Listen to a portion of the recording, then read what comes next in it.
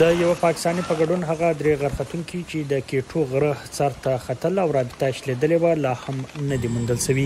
د پاکستان فوج د فروری پر 10 نیټه د خراب موسم له کبله د دوی د لټون عملیات ودرول.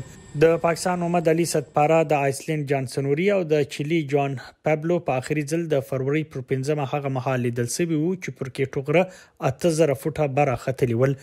د محمد علي ستپاره د زوی د پلار د ژوندۍ پاتې کېدو هیله په ختمېدو ده. خیال ما اپریشن که د مړي د موندلو لپاره یې د ژغورنې عملیات وشي بیا سمه ده، خو که یو کس په ژمي کې 8200 فوټه بره تر 3 ورځو پورې ورک وي نو د ژوندۍ پاتې کېدو چانس یې کم وي.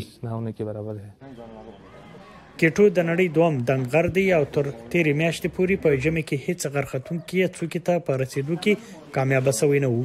تیره میاشت د نیپال غرختونکي د کېټو سر ته په خطو سره تاریخ جوړ کړی وو.